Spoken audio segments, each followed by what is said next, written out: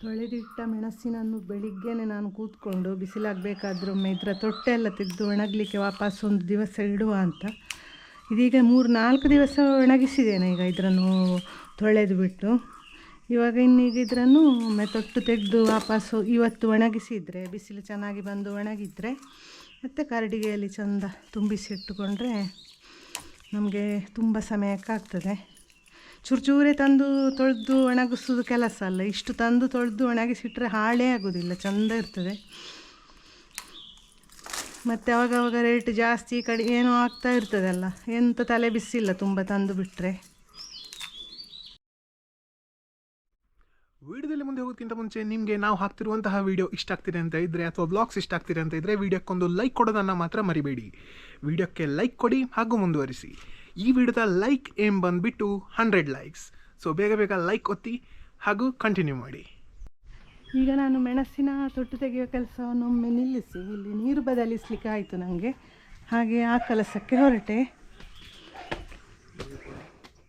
Gate ಅಲ್ಲೆಲ್ಲ ಬಿಡ್ತೇನೆ ಇನ್ನು ಹೋಗಿ. ಇದೀಗ ಕೆಳಗೆ ತೋಟಕ್ಕೆ ಹೋಗ್ತಾ ಇತ್ತು, ಅದನ್ನು ಇಲ್ಲಿ ಬಂದು ಮಾಡಿದರೆ ನಮ್ಮ ಇಲ್ಲಿಯ ತೋಟಕ್ಕೆ ಮೇಲೆ ಇರುವ ಸಸಿ ತೋಟಕ್ಕೆ ನೀರು ಹೋಗುವಾಗ ಈಗ ಮಾಡೋದು. ನಿನ್ನೆ ಬಾರಿ ಮಂಗಂದು ಉಪದ್ರ ಇದ್ದಾಯ್ತಾ, ಬೊಂಡ ಎಲ್ಲ ತಿಂದಾಕಿದೆ ನೋಡಿ. ಇಲ್ಲಿ ಒಂದು ಅಲ್ಲಿ ರೋಡಲ್ಲೆಲ್ಲ ಬಿದ್ದುಕೊಂಡುಂಟು. ಈಗ ಮುಂಚೆ ನಮ್ಮಲ್ಲಿ ಮಂಗ ಇರಲಿಲ್ಲ, ಈ ಸಲ ಒಂದು 6 ತಿಂಗಳಾಯ್ತು ಇಲ್ಲಿಗೆ ಮಂಗ ಶುರುವಾಗಿ.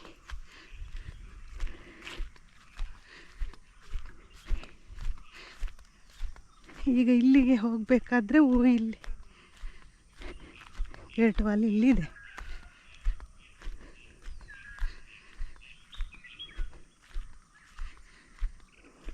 ನೋಡಿ ಇದೀಗ ಬಂದಿದೆ, ಇದರನ್ನೀಗ ಬಿಡುದು. ಗಟ್ಟಿ ಉಂಟಾಯ್ತಾ, ತಿರುಗಿಸ್ಲಿಕ್ಕೆ ಕಷ್ಟ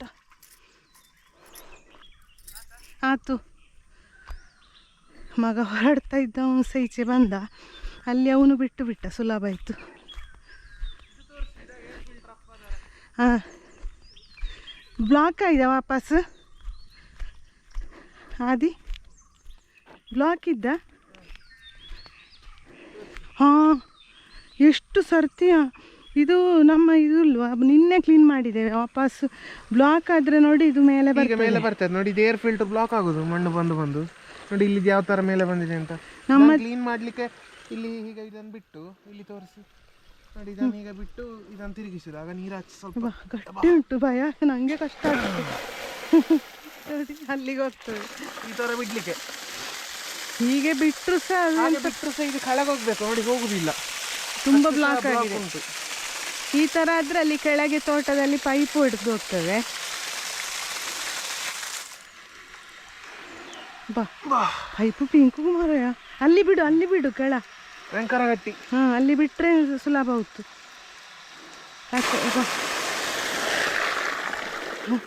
ಈಗ ಸುಲಭ ಆಯ್ತು.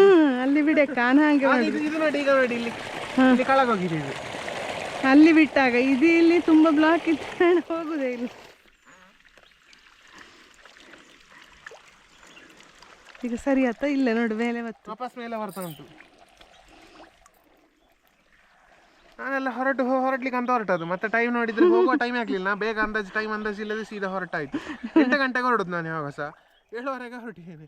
ಒಂದು ಸಡನ್ ಟೈಮ್ ನೋಡ್ತೇನೆ, ಟೈಮ್ ಆಗಲಿಲ್ಲ. ಇಷ್ಟು ಬೇಗ ಹೋಗಿ ನಾನೆಂತ ಮಾಡೋದನ್ನು. ನಾನು ಕೆಲಸದಲ್ಲಿದ್ದ ಕಾರಣ ಟೈಮ್ ನೋಡಿಲ್ಲ, ಸುಮ್ಮನೆ ಕೂತ್ಕೊಂಡು ಮಾಡ್ತಾ ಇದ್ದೆ.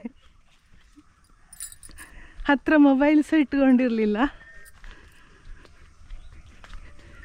ನಮ್ಮಲ್ಲಿ ಮಂಗನ ಉಪದ್ರ ಇರಲಿಲ್ಲ ಆಯಿತಾ. ಈ ಮರದಿಂದ ಇದರಿಂದ ಎಲ್ಲ ತೆಗೆದು ಇಲ್ಲಿ ನಮ್ಮ ಈ ಕೊಟ್ಟಿಗೆ ಅದರ ಮಾಡಿಗೆಲ್ಲ ಹಂಚಿನ ಮೇಲೆ ಬೀಳ್ತದೆ ಆಯಿತಾ. ಎಲ್ಲ ತುಂಬ ಮಂಗ ಎಳೆದು ರೋಡಿಗೆ ಇಲ್ಲೆಲ್ಲ ಬಂದರೆ ಇಲ್ಲಿ ಅವಾಗವಾಗ ಓಡಿಕೊಂಡು ಬಂದರೂ ನಾನು ಕಾಣುವಾಗ ಅದಕ್ಕೆಂತ ಹೆದರಿಕಿಲ್ಲ ಆಯಿತಾ, ಸ್ವಲ್ಪ ಕೂಡ ಓಡ್ತದೆ ಅದು ವಾಪಸ್. ಮೇಲೆ ಹತ್ತಿ ಕೂತ್ಕೊಂಡು ಹಾಗೆ ಇಲ್ಲಿ ನೋಡಿ, ಅಲ್ಲಿ ಒಂದು ಹಾಕಿದೆ ತಿಂದು.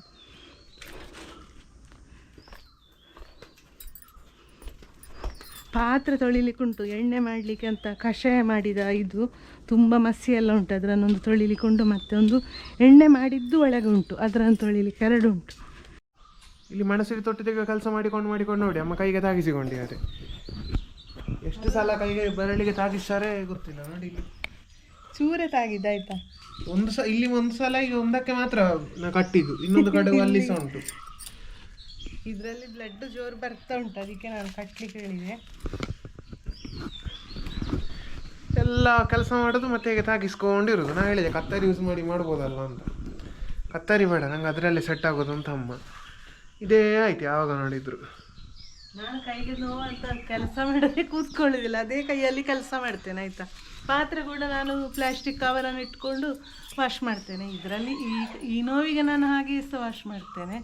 ಮತ್ತು ಜೋರು ತಾಗಿದ್ರೆ ಕೈಯನ್ನು ಪ್ಲಾಸ್ಟಿಕ್ ಕವರ್ನೊಳಗೆ ತುಂಬಿಸಿ ಇಲ್ಲಿಗೆ ಒಂದು ಗಂಟೆ ಹಾಕಿ ಈ ಜಾಗದಲ್ಲಿ, ಆಮೇಲೆ ಪಾತ್ರೆ ಎಲ್ಲ ನಾನೇ ತೊಳಿತೇನೆ. ಯಾರು ಹೇಳೋದಿಲ್ಲ ನನಗೆ ಕೈ ನೋವು ತೊಳೆದು ಕೊಡಿ ಅಂತ ಹೇಳೋದೇ ಇಲ್ಲ ಅವರೇ. ಅಲ್ಲ ನಾ ಈಗ ವಿಷಯ ನಿಮಗೆ ಅಮ್ಮನಿಗೆ ಕತ್ತರಿ ಯೂಸ್ ಮಾಡಿ ನೀವು ಮಾಡಿ ಅಂತ ನನ್ನ ಹೇಳಿದ್ದು. ಅದು ಮಾಡ್ಲಿಕ್ಕೆ ರೆಡಿ ಇಲ್ಲ, ನಂಗೆ ಅದೇ ವಿಷಯತಿಯಲ್ಲೇ ಆಗ್ಬೇಕು, ನನಗೆ ಹೀಗೆ ಆಗ್ಬೇಕು ಅಂತ.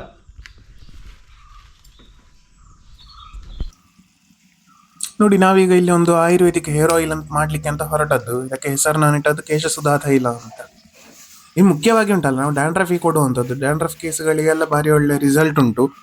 ಡ್ಯಾಂಡ್ರಫಿಂದಾಗಿ ಹೇರ್ ಫಾಲ್ ಆಗುವಂಥದ್ದು ಅಂಥದಕ್ಕೆಲ್ಲ ಒಳ್ಳೆಯದಾಗ್ತದೆ. ಇದೀಗ ಮಾಡ್ತಾ ಇರೋದು ಹೊಸ ಬ್ಯಾಚ್. ಇದಕ್ಕಿಂತ ಮುಂಚೆ 2-3 ಸಲ ಆಗಿದೆ, ಮಾಡಿದ್ದೇವೆ, ಅದೆಲ್ಲ ಖಾಲಿ ಆಯಿತು. ನಾವು ಮಾಡಲಿಕ್ಕೆ ಶುರು ಮಾಡಿ ಈಗ ವಾಪಸ್ ಇನ್ನೊಂದು ಬ್ಯಾಚ್ ಮಾಡಲಿಕ್ಕೆ ಅಂತ ಹೊರಟದ್ದು. ಹಾಗೆ ನೋಡಿ, ತೈಲ ಮಾಡಬೇಕಾದ್ರೆ ತೈಲ ಪಾಕ ಅಂತ ನಾವೇನು ಇದು ಆಯುರ್ವೇದದಲ್ಲಿ ಹೇಳೋದು. ಅದಕ್ಕೆ 3 ಬಗೆಯಂತಹ ದ್ರವ್ಯಗಳು ಬೇಕಾಗ್ತದೆ. ಒಂದು ತೈಲ, ನಾವಿಲ್ಲಿ ತೆಂಗಿನೆಣ್ಣೆ ಯೂಸ್ ಮಾಡುವಂಥದ್ದು. ಮತ್ತೊಂದು ದ್ರವ್ಯ ಬೇಕು, ಅದಕ್ಕೊಂದು ಕಷಾಯ ಮಾಡಿ ನಾನು ಹಾಕ್ತೇನೆ, ಇದಕ್ಕೆ ಹಾಕಿದ್ದೇನೆ. ಅದಲ್ಲದೆ ಕಲ್ಕ ದ್ರವ್ಯ, ಕಲ್ಕ ಅಂದರೆ ಒಂದು ಪೇಸ್ಟ್, ಅದು ಸಹ ಹಾಗೆ ಕೆಲವೊಂದು ಗಿಡಮೂಲಿಕೆಗಳನ್ನು ಉಪಯೋಗಿಸಿಕೊಂಡು ಹಾಕಿ ಮಾಡ್ಲಿಕ್ಕೆ ಈಗ ಹೊರಟದ್ದು. ನೋಡಿ ಕಲರ್ ಯಾವ ಥರ ಪರ್ಪಲ್ ಕಲರ್ ಆಗಿದೆ. ಇದು ಮಾಡ್ಲಿಕ್ಕೆ ಒಂದು 2ರಿಂದ 2.5 ದಿನ ಬೇಕಾಗ್ತದೆ. ನೋಡಿ ನಮ್ದು ಇದು ಎಣ್ಣೆ ರೆಡಿ ಆಗ್ತಾ ಬಂತು. ಒಂದು ಹೇರ್ ಆಯಿಲ್ ಕೇಶಸುಧಾ ತೈಲ ಅಂತ ಹೆಸರು. ಇದು ನಾನೇ ಮಾಡೋದು, ನನ್ನದೇ ಒಂದು ಫಾರ್ಮುಲಾದಲ್ಲಿ. ಅಮ್ಮ ಸಹ ಇದ್ದಾರೆ ಇಲ್ಲಿ ಒಟ್ಟಿಗೆ ಹೆಲ್ಪಿಗೆ ಕೂತ್ಕೊಂಡಿದ್ದಾರೆ ನೋಡಿ. ಹಾಗೆ ಎಣ್ಣೆ ಇದು ಆಗ್ತಾ ಬಂತು. ಈಗ ಆಲ್ಮೋಸ್ಟ್ ಮೃದು ಪಾಕ ಪಾಸ್ ಆಗಿದೆ. ಈಗ ಮಧ್ಯಮ ಪಾಕ ಬರಲಿಕ್ಕೆ ಏನು ಬಾಕಿ ಉಂಟು. ಅದೇನು ನೀವು ಈ ಕಲ್ಕ ಅಂತ ಹೇಳ್ತೇವೆ, ಅದರಿಂದ ಸ್ವಲ್ಪ ಮಾಯಿಶ್ಚರ್ ಹೋಗಬೇಕಷ್ಟೇ. ಅಲ್ಲಿಗೆ ಹೋದರೆ ರೆಡಿ ಆಯಿತು. ನೋಡಿ ಒಂದು ಪರ್ಪಲ್ ಬಣ್ಣದ ಹೇರ್ ಆಯಿಲ್, ಇದು ಪರ್ಪಲ್ ಕಲರ್ ಇರ್ತದೆ. ಈಗ ನೋಡಿ ಒಳ್ಳೆ ಫೇನೋದ್ಗಮ ಆಗ್ತಾ ಉಂಟು. ಫೇನೋದ್ಗಮ ಅಂದರೆ ಈ ಥರ ನೊರೆ ಬರಲಿಕ್ಕೆ ಶುರುವಾಗಿದೆ. ಇದೆಲ್ಲ ಒಂದೊಂದು ತೈಲ ಸಿದ್ಧಿ ಲಕ್ಷಣಗಳು. ಹಾಗೆ ಇದೆಲ್ಲ ರೆಡಿ ಆಗ್ತಿದ್ದಂಗೆ ಫಿಲ್ಟ್ರ್ ಮಾಡಲಿಕ್ಕೆ ಇಲ್ಲಿ ರೆಡಿ ಇಟ್ಟಿದ್ದೇವೆ ಹೀಗೆ. ಮತ್ತು ಆ ಕಲ್ಕ ಅಂದರೆ ಕಳಗಿದ ಪೇಸ್ಟನ್ನು ಒತ್ತಲಿಕ್ಕೆ ನಮ್ಮದು ಸೇಮಿಗೆ ಮುಟ್ಟುಂಟಲ್ಲ, ಇದನ್ನು ಉಪಯೋಗಿಸಿಕೊಂಡು ಸಹ ಒತ್ತಿ ಮಾಡೋದು. ಹಾಗೆ ಇದಾದಾಗ ಇನ್ನೊಂದು ಸ್ವಲ್ಪ ಹೊತ್ತಲ್ಲಿ ರೆಡಿ ಆಗ್ತದೆ. ಸಾಧಾರಣ ಒಂದು 2 ದಿನದಿಂದ ಮಾಡ್ತಾ ಇದ್ದೇವೆ. 2ರಿಂದ 2.5 ದಿನ ಬೇಕಾಗ್ತದೆ ಇದು ಎಣ್ಣೆ ಮಾಡಲಿಕ್ಕೆ. ಒಂದು 5 ಲೀಟ್ರದ್ದು ಬ್ಯಾಚ್ ಈಗ. ಹಾಗೆ ರೆಡಿ ಆಗ್ತಾ ಬಂತು. ನೋಡಿ ಕಲರ್ ನೋಡಿ ಯಾವ ಥರ ಇದೆ ಅಂತ ನೋಡಿ. ಇದು ಮೇಯ್ನ್ಲಿ ಡ್ಯಾಂಡ್ರಫಿಗೆ ಯೂಸ್ ಮಾಡುವಂಥದ್ದು. ಈ ಜಾಗದಲ್ಲಿ ತೆಂಗಿನಕಾಯಿ ತೆಗಿಲಿಕ್ಕೆ ಹೊರಟದ್ದು. ಇದು ನಾವು ತೋಟಕ್ಕೆ ಹೋಗುವ ದಾರಿ ಸೈಡಲ್ಲಿ, ಅದರಲ್ಲಿ ಬಿದ್ದೇ ಹೋಯ್ತು ಎಲ್ಲ ತೆಂಗಿನಕಾಯಿಗಳು. ಹಾಗೆ ಅಲ್ಲಿ ಇದ್ದದನ್ನು ಈಗ ಮಳೆ ಬರಬೇಕಾದ್ರೆ ಮೊದಲೇ ತೆಗೆಯುವ ಅಂತ ಹೊರಟದ್ದು. 1-2 ಮರದಲ್ಲಿ, ಮತ್ತೆ ಆಚಿನ ಮರದಿಂದೆಲ್ಲ ತೆಗ್ದಿತ್ತಾಯ್ತಾ. ತೆಗಿಸುವಾಗಲೂ ಹಾಗೆ ಅವರಿಗೆ ಮತ್ತೆ ಆ ದಿನ ಇನ್ನು ಇಷ್ಟೇ ಅಲ್ವಾ, ಸಣ್ಣ ಮರ ಎಲ್ಲ ತೆಗೀರಿ, ಇಲ್ಲೇ ತೆಗೀರಿ ನೀವು ಅಂತ ಹೇಳಿ ಹೋದ್ರು ಅವರು.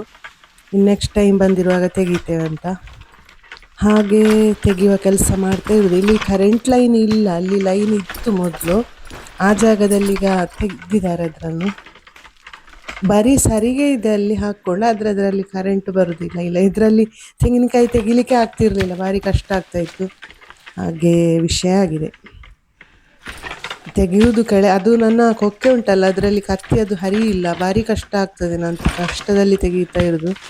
ಎಷ್ಟು ಎಳೆದ್ರೂ ಬೀಳುವುದಿಲ್ಲ ಆಯ್ತದು, ಸ್ವಲ್ಪ ಕೂಡ ಹರಿ ಇಲ್ಲ ಅದು.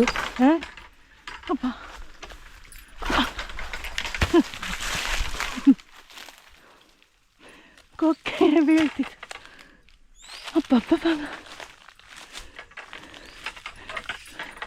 ಮಾತು ಹಿಡ್ಕೊಂಡು ತೆಗಿಲಿಕ್ಕೆ ಆಗೋದಿಲ್ಲ. ಇಲ್ಲಿ ಸ್ವಲ್ಪ ನಿಲ್ಲಿಗೆಲ್ಲ ಕಷ್ಟ ಆಗ್ತದೆ, ಕೊಕ್ಕೆ ಸಹ ಭಾರ ಇದೆ.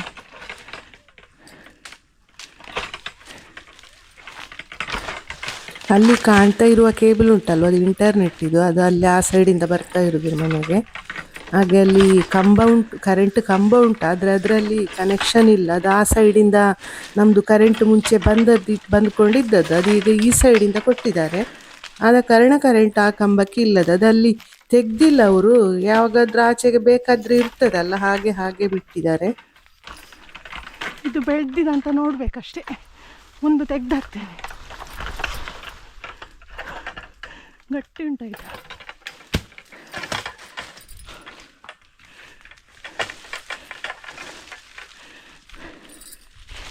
ಆಚೆ ಹೋಯ್ತು ಈಗ, ಯಾವುದು ಗೊತ್ತಿಲ್ಲ ಹಾಗೆ ಅದರಲ್ಲಿ.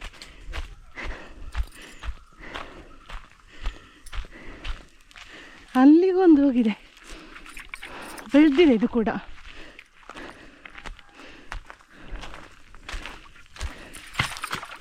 ನೀರಾಡ್ತಾ ಉಂಟು ನೋಡಿ.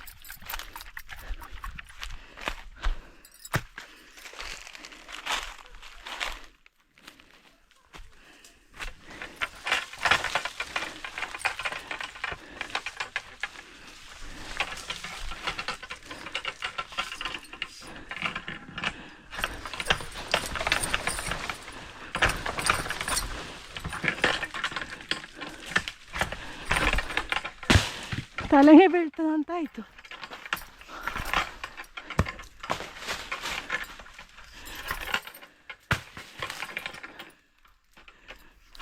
ನಿಮಗೆ ಈ ವ್ಲಾಗ್ ಎಲ್ಲ ಇಷ್ಟ ಆಗಿದೆ ಅಂತ ಅಂದ್ಕೊಳ್ತೇವೆ. ವಿಡಿಯೋ ಇಷ್ಟ ಆಗಿದ್ರೆ ಲೈಕ್ ಮಾಡಿ, ಶೇರ್ ಮಾಡಿ ಹಾಗೂ ಕಾಮೆಂಟ್ ಮಾಡಿ ಹಾಗೂ ಚಾನಲ್ಗೆ ಸಬ್ಸ್ಕ್ರೈಬ್ ಮಾಡಿ. ಈ ವಿಡಿಯೋನ ಇಲ್ಲಿಗೆ ಮುಗಿಸ್ತೇವೆ.